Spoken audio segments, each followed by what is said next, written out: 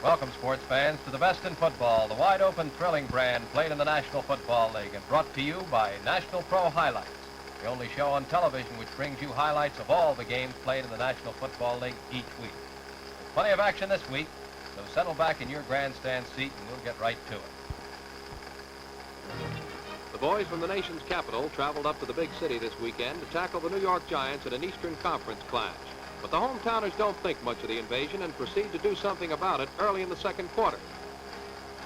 New York's Chuck and Charlie Connerly fades back to midfield, then pitches a perfect strike to Kyle Rote for a first down on the Giant 20. Pushing hard for the score, Kyle Rote knifes his way to the 3.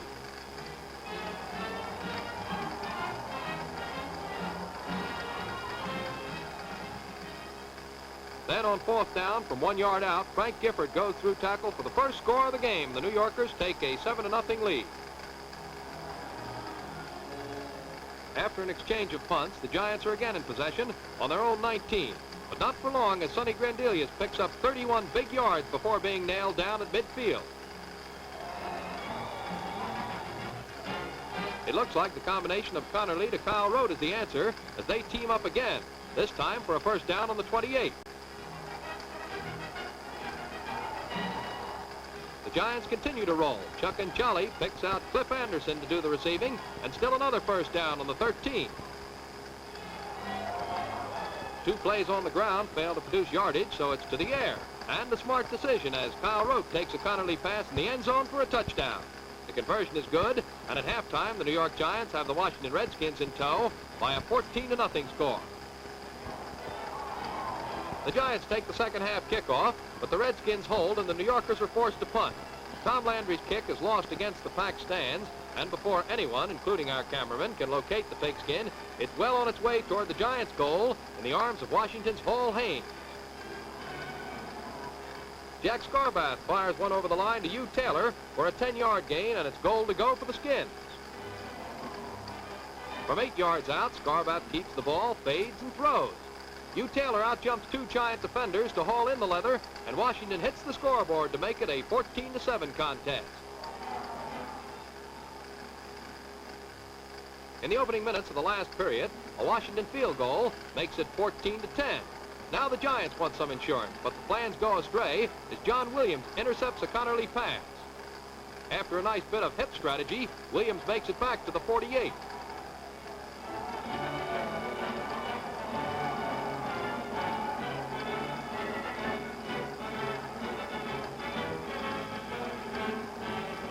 Little Eddie LeBaron now at quarterback for Washington. Barron takes plenty of time to pick out his receiver. Jolly Choo-Choo Justice proves to be the right man as he carries the pass to the Giants' 18 before going out of bounds.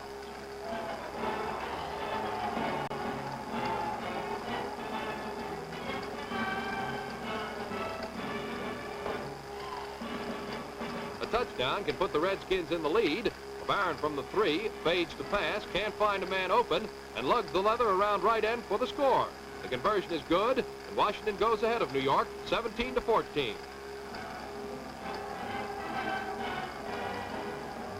The Giants bring the ensuing kickoff back to the 24. There, Ray Pelfrey has trouble holding on to Connerly's pass, and Washington's Sam Baker is quick to take over. Baker brings it back to the 28, and the Redskins are threatening. Sam Baker proves to be the key man at this moment as he wiggles his way through the Giants' line for a first down on the 15. On the next play, Charlie Choo-Choo Justice literally flies through the center of the line and doesn't stop until it's touchdown Washington. The Redskins increase their lead to 24-14 over the Giants. In the waning minutes of the game, Kyle Rote takes a Charlie Connerly pass on the 20 and makes it to the 7. It's goal to go for the Giants, who trail by 10 points. The New Yorkers have to make it fast, and on this play just miss as Eddie Price goes out of bounds only a half yard from pay dirt.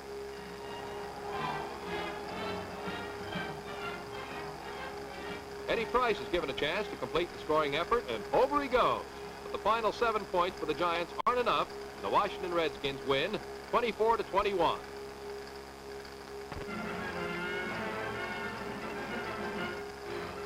Striving to gain the leadership of the Western Division, Buck Shaw's San Francisco 49ers tangle with the Green Bay Packers in Milwaukee County Stadium. The 49ers break fast as quarterback Y.A. Tittle fires a 38-yard aerial that hasty Hugh McElhenney grabs, and it's first down San Francisco on the Packer 22. Despite the falling snow, the 49ers keep moving. Fullback Joe the Jet Perry barrels for 7 big yards to the Green Bay 12-yard line. The 49ers call on Hugh McElhenney, and the fleet halfback doesn't disappoint as he bolts into the end zone for a stand-up touchdown, and San Francisco has an early 6-0 lead. After the kickoff, Green Bay's Breezy Reed crashes the San Francisco line, but he fumbles. Tackle Leo Nomalini recovers the pigskin for the 49ers on the Green Bay 28. A penalty pushes the 49ers back to the 31. Then quarterback Tittle decides on a pass. He hits Billy Wilson on the 30, and the fleet wingman races down the sidelines and into the end zone for another 49er touchdown. The score now reads San Francisco 13, Green Bay nothing.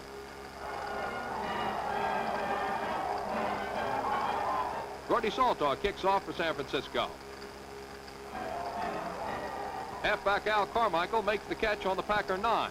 Carmichael starts moving, but Pete Brown's jarring tackle causes a fumble, and alert Harry Babcock recovers for San Francisco on the Packer 21.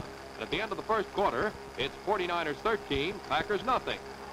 On the first play of the second quarter, quarterback Y.A. Tittle hands to Joe Perry, who rolls 16 yards for another San Francisco touchdown. The 49ers take a 20-0 lead in the game.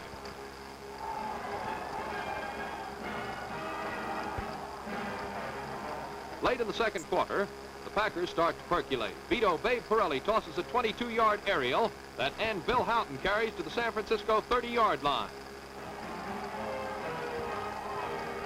Again, it's the Babe doing the firing, and this time Pirelli connects with end Bob Mann on a 12-yard maneuver. The Packers are bent on scoring, and Babe Pirelli fires to halfback J.R. Boone for 11 more yards.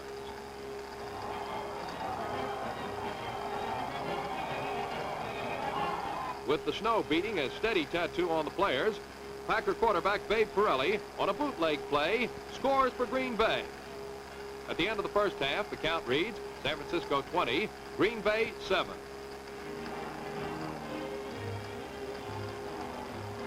In the third quarter, the Packers' Tobin Rote on fourth down with a foot to go fumbles a handoff to Fred Cohn, and it's San Francisco's ball on the Packer 30. The 49ers give the leather to halfback Joe Arenas, who hustles for 10 yards to the Green Bay 15.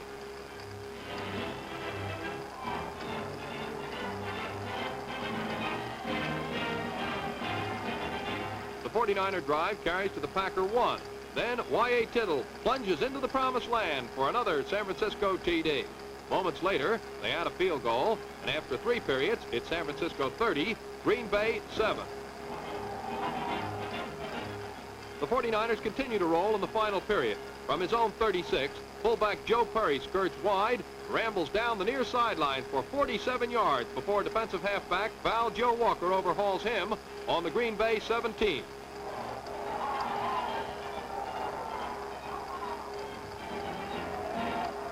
Moving to the 1, the 49ers nominate Y.A. Tittle, and he's into the end zone for the final TD of the day as the powerful San Francisco 49ers sink the Green Bay Packers 37-7. 36,000 turned out to watch the Western Conference leaders, the Detroit Lions, battle the aroused Bears of George Halas. First period action finds Chicago's George Blanda connecting with an 8-yard aerial to Johnny Hoffman to put the Bears on the Detroit 38. But the Lions refuse to budge any further, so George Blanda steps back to attempt a field goal. The ball is up. It's good, and the Bears take a 3-0 lead.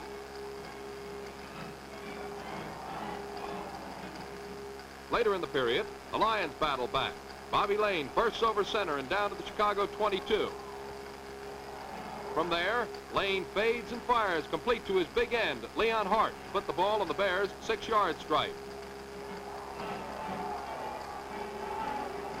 When 3 plays fail to gain, Doak Walker toes home a perfect three-pointer to knot the count at 3 apiece.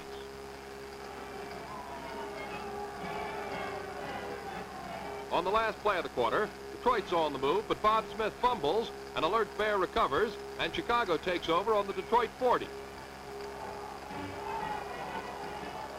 Blanda immediately swings into action by rifling an aerial to Johnny Hoffman, who carries to the Detroit 15.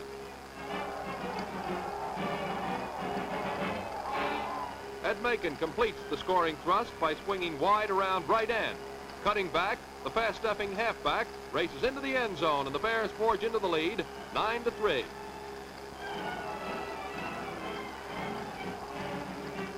Near the end of the half, pitching Bobby Lane connects to end Jim Duran for a first down on the Bear 18.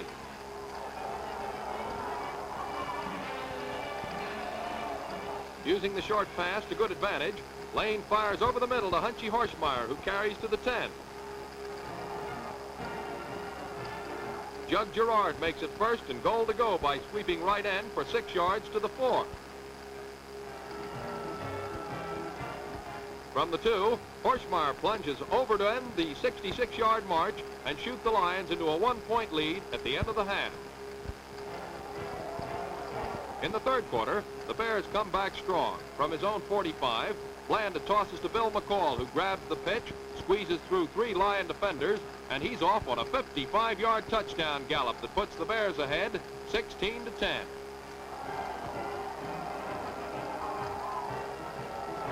Snapping right back, the Lions drive goalward. Lane pitches out to Doak Walker. Circling wide around end, the Doker takes off down the sidelines on a 16-yard excursion to the Bears' 34. Walker again keeps the drive going by pulling in Lane's pass for a 1st and 10 on the 22. Lane once more looks for a receiver. Finding no one open, he lights out on his own for a 3-yard pickup to the 19. The Bears, however, stop the march cold, so Doak Walker boots a 26-yard field goal to cut the Bears' lead 16-13 after 3 quarters of play. In the final frame, the Bears are deep in their own territory. Blanda attempts to pass out, but Detroit's Bob Smith intercepts to give the Lions another scoring chance. After moving to the 1, Doak Walker sweeps wide around end and into the end zone to give the Lions a 20-16 triumph, and the Detroiters cling to their first place spot in the race for the Western Division title. The red-hot Philadelphia Eagles, with 5 straight victories to their credit, square off against the Chicago Cardinals in Connie Mack Stadium. The Cardinals are out for revenge of an earlier 56-17 defeat at the hands of the Eagles, but all they get is more of the same. It starts right away as the Eagles' Thomason pegs to Don Johnson.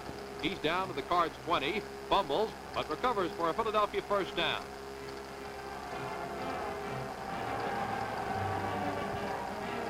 From the 15, Jim Farmer takes the pitch out from Thomason and picks his way through the Cardinals to another first down on the 3-yard line.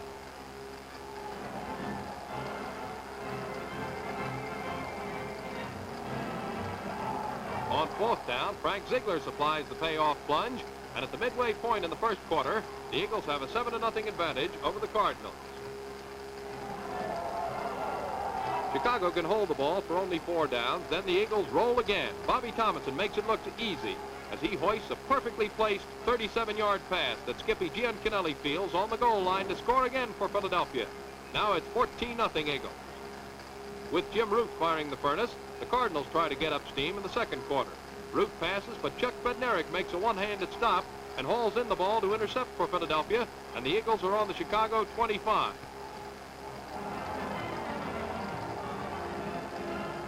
6 more yards is all the Cards will yield, but that's close enough for Bobby Walston, and his perfect placement puts the Eagles into a 17-0 lead over Chicago.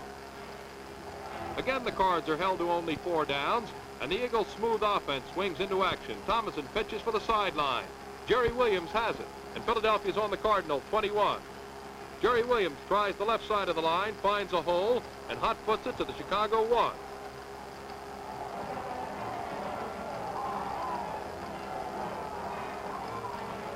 On the next play, Williams bends the middle far enough to tally for the Eagles' 3rd touchdown. Walston boots the extra point, and the Eagles lead the Cardinals by a one-sided 24-0 at halftime.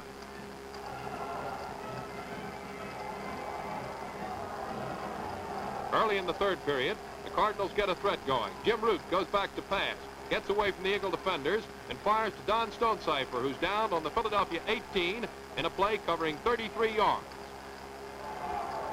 His lateral fails to beat the whistle.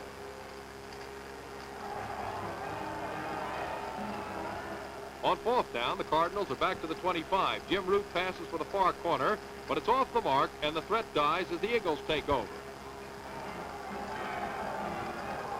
After stalling a Philadelphia drive on their own 11, the Cardinals again try to move through the air. Root hurls a long pass upfield. Johnny Olszewski juggles the ball, and the alert Tom Brookshire grabs it. He fumbles, but Bob Hudson falls on it, and the Eagles are again in charge, this time on their own 37. Jerry Williams gets a running assignment and rips up the middle for 14 yards to put the ball at midfield.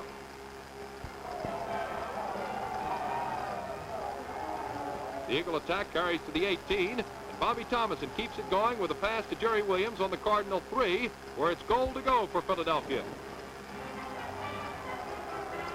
On the next play, Jerry Williams provides an acrobatic line plunge that's good for his second touchdown. Walston converts, and the Eagle margin soars to 31-0 over the Cardinals as the third quarter ends. Late in the final period, with Bob Gambold now in at quarterback, the Eagles bid for still another score. Don Johnson turns the right flank and races for 25 yards to the Chicago 34. Bob Gambold, the rookie from Washington State, tries his passing arm. Toy Ledbetter shags it and races to the Cardinal 4-yard line. With only 5 seconds to play, Gambold pitches out to Johnson, who outruns the right side of the Cardinal line to cross the goal line as the gun sounds, ending the game. The conversion is good, and the Eagles shut out the Cardinals 38-0 in a great display of offensive and defensive power. The Los Angeles Rams, with their sights set on the Western Conference crown, found fog-filled Memorial Stadium in Baltimore and those frisky Baltimore Colts plenty tough to handle. In the opening period, George Taliaferro of Baltimore, playing quarterback for the first time in his professional career, flips a pass through the fog to Monty Bredhauer that's good for 24 yards, and the Colts are in business on the Rams' 44.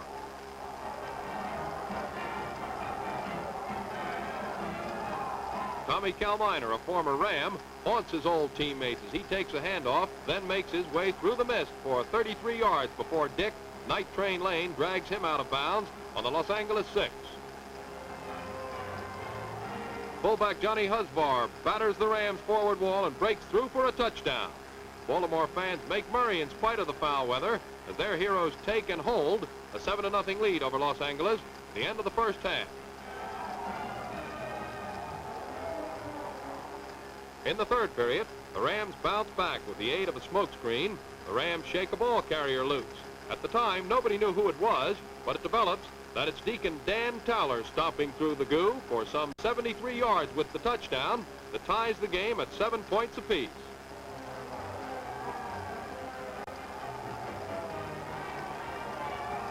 The partisan Baltimore fans who braved the haze in favor of a football craze are rewarded as they watch fleet-footed George Taliaferro jog through the fog for 44 yards to count for the Colts as Baltimore bounds back into the lead 13-7 at the end of the third quarter.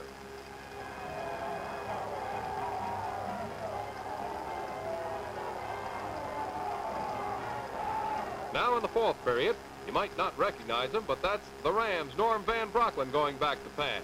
He teams up with Vitamin T. Smith for 26 yards and a touchdown.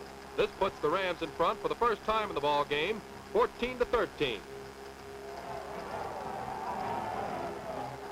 Baltimore goes to the air in an all-out effort to overtake the Rams. With the ceiling 0, the Colts pilot, George Taliaferro, picks the wrong port for his pass. His toss is plucked out of the fog by the Rams' Herb Rich. In spite of the smaze, happy days are here for the Los Angeles 11 as Rich goes all the way and the Rams win over the Colts 21-13 to keep within striking distance of the Lions and the Western Conference crown. Shooting for their 9th consecutive win in an unbeaten season, the Eastern Division leaders, the Cleveland Browns, invaded Pittsburgh's Ford Field to battle the hometown Steelers. Seeking to sew up the Eastern Division crown, the Browns start churning early. Quarterback Otto Graham passes downfield. Halfback Ray Renfro makes the grab and speeds over the goal line on the end of a 54-yard touchdown play. And the Browns have an early 7-0 lead. After the ensuing kickoff, it's Pittsburgh in control. Halfback Ray Matthews breaks through the line for 28 yards before being thrown out of bounds on the Browns' 48.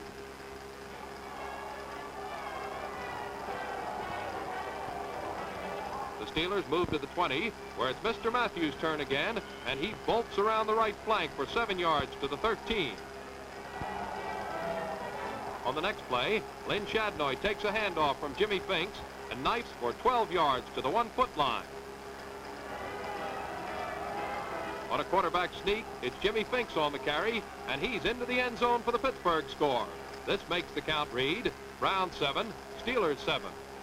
The Browns are unable to move, so Pittsburgh takes over once more. Quarterback Jimmy Finks throws from midfield.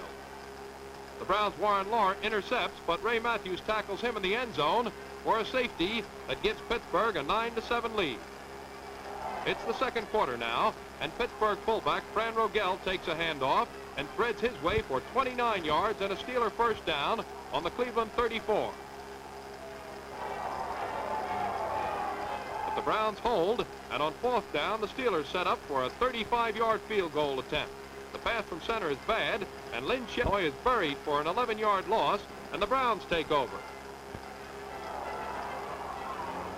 On the next play, quarterback Otto Graham pitches for 11 yards to end Dante Lavelli for a first down on the Cleveland 49. But the defense holds, and from 50 yards out, Lou the Toe Groza attempts a field goal. It's good, and Cleveland leads 10-9. Just before halftime, Jimmy Finks passes from his own 41. But again, Warren Lahr makes an interception, and the 192-pound speedster almost breaks away, but he's finally brought to earth on the Steeler 34 after a return of 37 yards.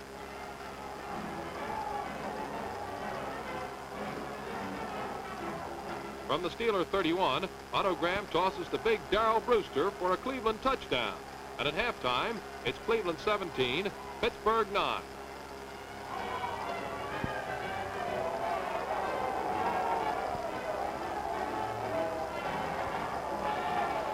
It's the third period now, and Paul Brown's Cleveland 11 is on the attack. Otto Graham tosses a screen to fullback Chick Chigady, and the maneuver nets 13 yards.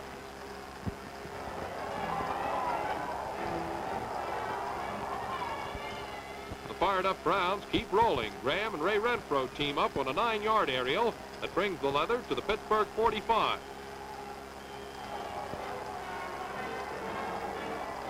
But the Steelers hold, so on fourth down from 41 yards out, Mr. Groza attempts another field goal. Again, Mr. Automatic makes it good, and the score mounts to a 20-9 count. The Steelers refuse to quit, and Jimmy Finks takes to the air. He hits L.B. Nickel, and the play nets 23 yards to the Cleveland 34.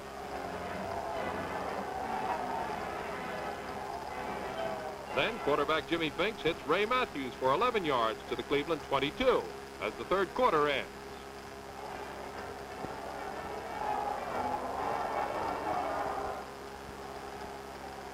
At the outset of the fourth period, Jimmy Finks passes 13 yards to L.B. Nickel, and the determined Steelers are on the Browns' 3-yard line. Ray Matthews plunges for a Steeler touchdown, but the Cleveland Browns go on to win 20-16 to virtually clinch the league's Eastern Division flag. We've reached the three-quarter mark in the National Football League season, and the Cleveland Browns stand alone as the only team undefeated in the league. The Browns, if they beat the Cardinals this week, will clinch the Eastern Division title. The Philadelphia Eagles find themselves in a difficult position. The Eagles, who had a bad start this season, are now probably every bit as good as the Browns, but it looks as though they're going to have to settle for second money. The Redskins, the Giants, and the Cardinals round out the Eastern Conference race. As far as the Western Division is concerned, the Detroit Lions hold a very slim lead over there.